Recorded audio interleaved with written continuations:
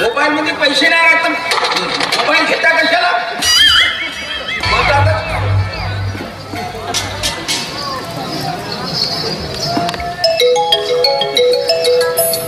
आता तू बंद नको, पण झालास ना? हा, हॅलो, कोण बोलताय? हो हो हो, आमदार साहेबांना ते बोलतो मी. करूनच नाही का स्मशान घरातून बोलून का? नाही तुम्हाला नाही म्हणलो, हे आपले कार्यकर्ते आहेत का नाही यांना म्हणलो मी. हो तुम्हाला नाही म्हणलं, तुम्हाला कोण बोलता आपण? ढोर मारे हा आता माणसे मारा. हो ठीक आहे ठीक आहे, सांगतो मी, सांगतो काय मदन, कोणाचा फोन आहे? हा तुमचाच फोन आहे, नवीन घेतला तो. अरे हा माझा फोन आहे मला माहिती आहे, पण फोनवर कोण बोलताय? हा कोणीतरी पाकिट मारे म्हणत होता. पाकिट मारे? हो हा बोला पाकिट मारे बोला. नाही माफ करा ढोर मारे. अबे पाकिट मारे नाही, ढोर मारे. उलट्याचा कॉटन पाट्याचा उलटा. कधीतरी यांनी बरोबर नव्हती ना. चुपचाप. अरे ढोर मारे साहेब तुम्हाला नाही, तुम्हाला नाही हो, तुम्हाला नाही. बोला बोला काय झालं?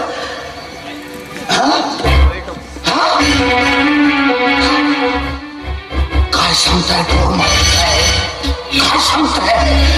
म्हणजे तुमच्या ऑफिस मधल्या एका माणसाने गावातल्या एका मुलीवर बलात्कार केला. बलात्कार केला? अहो पण कसा काय बलात्कार केला? काय म्हणाला? गावातल्या लोकांनी तुमच्या ऑफिसला घेऊन ठेवलंय आणि तुम्हाला बाहेर सुद्धा येता येत नाहीये. अहो रडू नका, हो रडू नका, शांततेने घ्या. हा आमदार दीनदयाल तुमच्या पाठीमागे उभा आहे ना, काही काळजी करायची नाही. नाही नाही, हे बघा हे बघा हे बघा, माझं ऐका. तुम्ही एक पेटीची व्यवस्था करा. काय ढोर मारे साहेब, एक पेटी म्हणजे तुम्हाला कळत आहे? एक पेटी म्हणजे 1 लाख रुपये आणि एक खोका म्हणजे 1 करोड रुपये. काय कसले कर्मचारी आहात ढोर मारे साहेब? हो तुम्ही अधिकारी असून तुम्हाला ही आपली कोड लँग्वेज कळत नाही काय? समजलं ना तुम्हाला? 1 लाख रुपये तयार ठेवा, मी तुम्हाला या सर्व परिस्थितीतून बाहेर काढतो, काही काळजी करू नका. हे बघा आता 1 तासानंतर मी तुमच्या ऑफिसवर येणार. तेव्हा मी जोरजोराने दार ठोकेल, तुम्ही बाहेर यायचं नाही.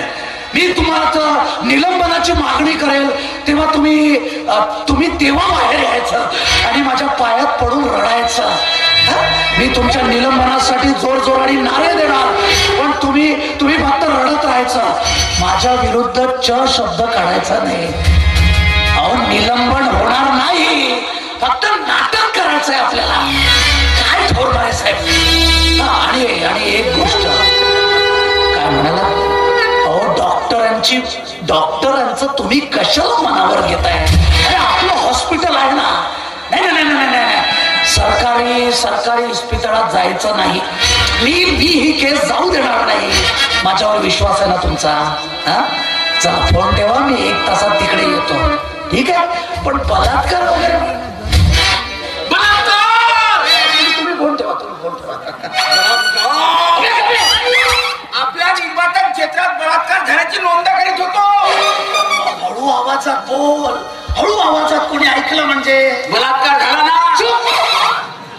ढोर मारे साहेबांच्या ऑफिसकडे जा आणि परिस्थितीचा आढावा घेऊन जा. आढावा कशाला? संपूर्ण परिस्थितीत घेऊन येतो. अरे जेवढं सांगितलं तेवढं करत जा. का पियाला सांगावं लागते का? तेव्हा हुशार आहो मी. जातो ना, जातो ना तर 1 करोड 1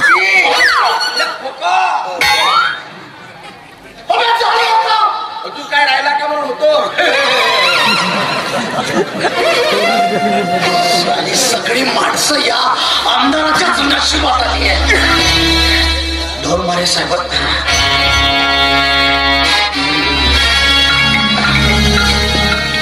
हॅलो. हा डॉक्टर साहेब, आमदार दीनदयाल बोलतोय. अहो काय तुम्ही एवढ्यात सुट्टी नाही घेतली? हा अरे एवढी कामं कराल तर कसं होईल नाही का?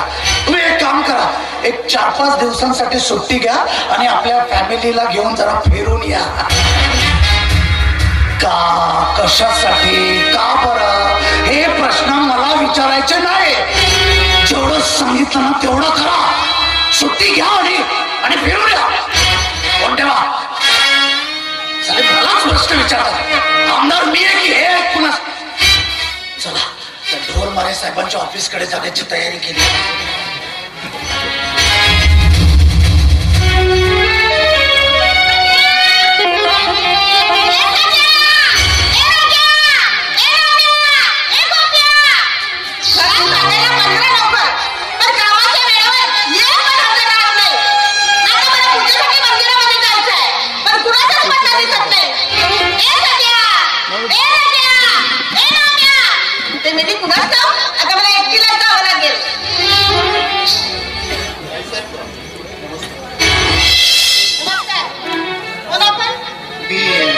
प्रभाकर गावंडे आमदार साहेबांकडे काम होतं माझं.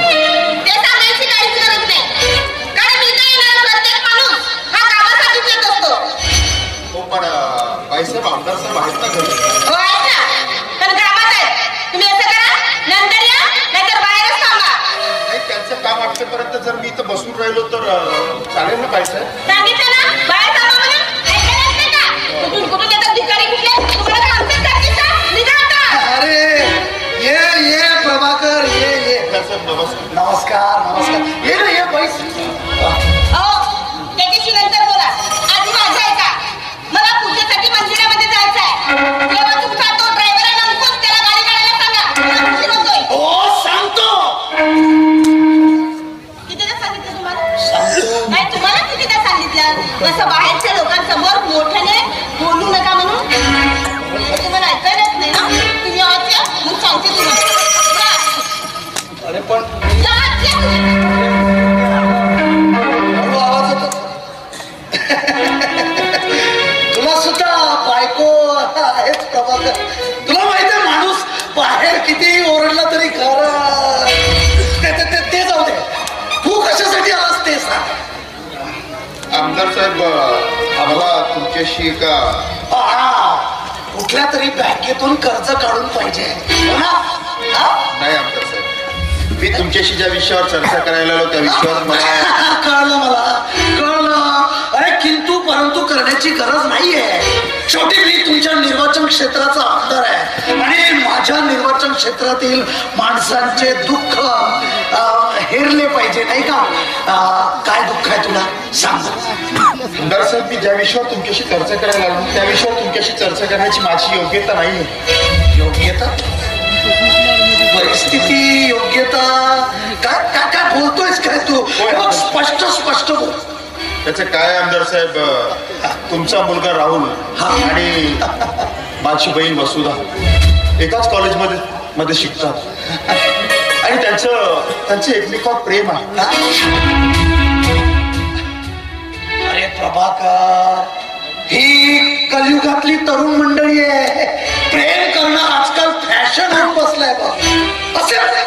असेल दोघांचं एकमेकांवरती प्रेम. हे बघा आमदार साहेब, मी कृषी शाखेचा पदवीधर. कलेस तरुणांचं प्रेम काय असतं याची जाणीव आहे मला, परंतु यांच्या प्रेमानं मर्यादेची लक्ष्मण रेषा ओलांडलेली आहे. आमदार साहेब, तुमच्या मुलाचा प्रतीक माझ्या बहिणीच्या उदरात वाटतो.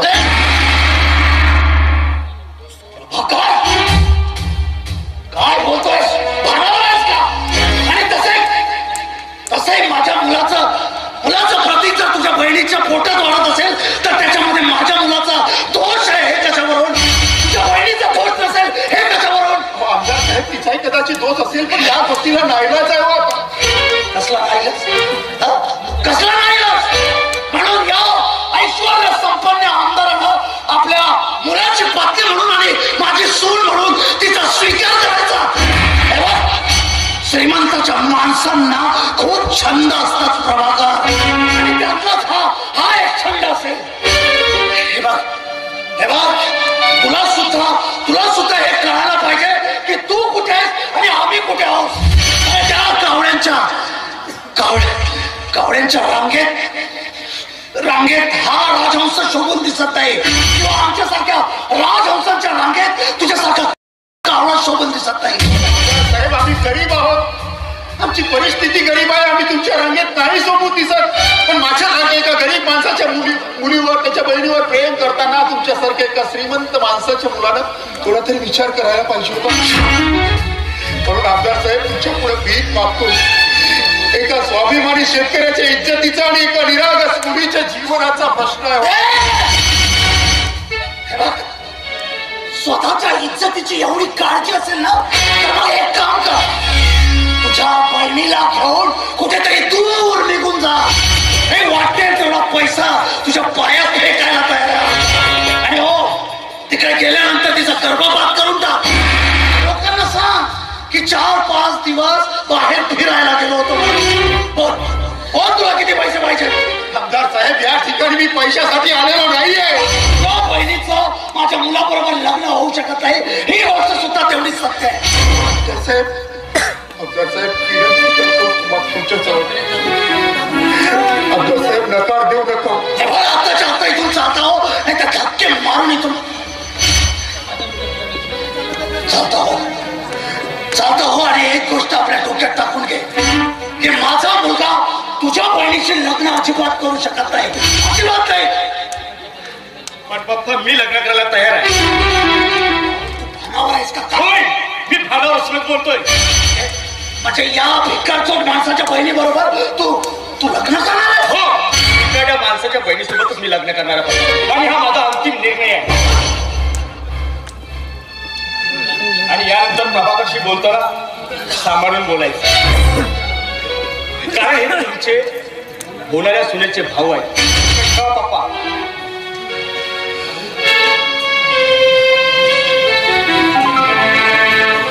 खरंच आभारी आहे मी तुमचे.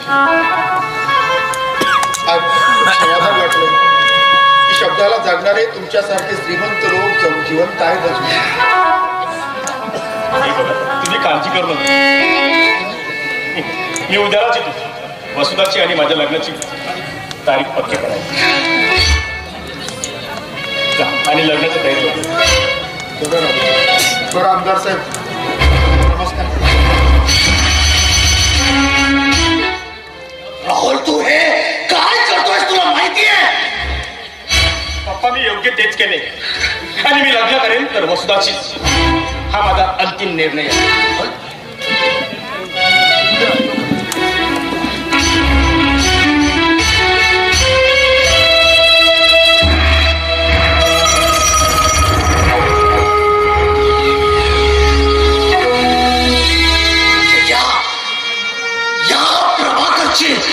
बहीण माझ्या घरची सून होणार.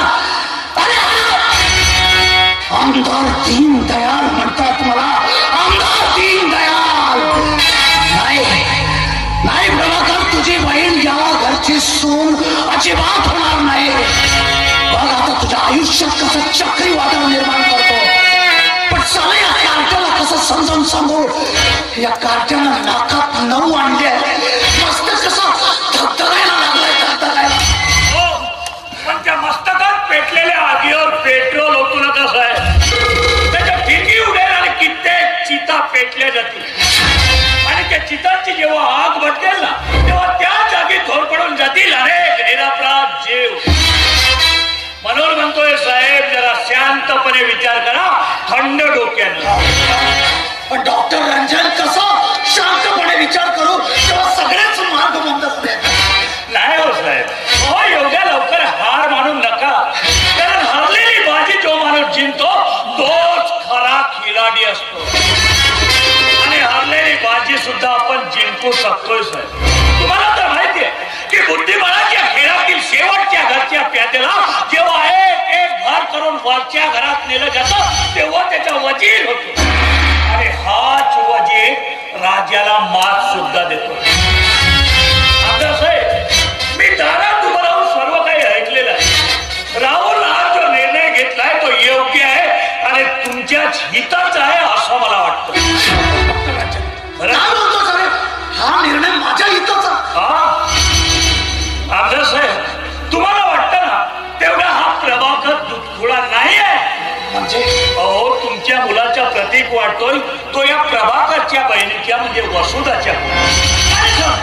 समजा तुम्ही या दोघांच्या लग्नाला विरोध केला तर हा प्रभाकर तुम्हाला कोर्टात खेचायला मागं पुढं पाहणार नाही. त्या बदनामी होईल की तुमची आणि या तुमच्या अख्ख्या खानदानीची. एवढंच नाही तर हाच प्रभाकर एखाद्या दिवशी तुमच्या विरोधात नवीन गट स्थापन करेल आणि राजकारणातही तुम्हाला सह देऊन जाईल. हा विचार तर माझ्या डोक्यातच आला नाही बघ. आता हा विचार तुमच्या डोक्यात येण्यासाठी आमच्यासारखे डॉक्टर तुमच्या जवळ असावे लागतील की नाही. पण मला सांग आता नेमकं करायचं काय? कमजोर करायचं. कारण खेळ खेळताना प्रतिस्पर्धेला कमजोर बनवणं हा खेळातील पहिला आणि अंतिम विजय असतो. तुम्ही लग्नाला तयार व्हा पण भरपूर हुंड्याची अट टाकू. पण हा भिकारचोट प्रभाकर एवढी हुंड्याची रक्कम देऊ शकेल? का देणार नाही? हे बघा आमदार साहेब हा जो प्रभाकर आहे ना हा एक सर्वसामान्य माणूस आहे आणि अशी माणसं आपल्या आप्तस्वकीयांसाठी आपल्या नातेवाईकांसाठी आपला जीव सुद्धा द्यायला मागं पुढं पाहत नाहीत. ती वसुधा तर प्रत्यक्ष त्याची बहीण आहे आणि तो बहिणीवर जीवापाड प्रेमही करतोय. आणि या स्वतःच्या बहिणीच्या जीवासाठी तो तुम्हाला नक्की हुंडा द्यायला तयार होईल. आणि हो यासाठी तो स्वतःची परिस्थिती किती ढासळते याचाही कधी विचार करणार नाही. आणि एकदा या प्रभाकरची परिस्थिती पूर्ण ढासळली की बाकी सगळं माझ्या सोडा. 6 महिन्याच्या आत या प्रभाकरला जर मी माणसातून नाही उठवलं नाव सांगणार नाही डॉक्टर रंजन म्हणून. अगदी डोकेबाज माणूस या सगळ्या गोष्टींचा मी अजिबात विचार केला नव्हता. आमदार साहेब डॉक्टर रंजन नाम है मेरा और ये डॉक्टर अगर आपके साथ है ना तो हर हारी हुई बाजी आपको और सिर्फ आपको ही जीतनी है.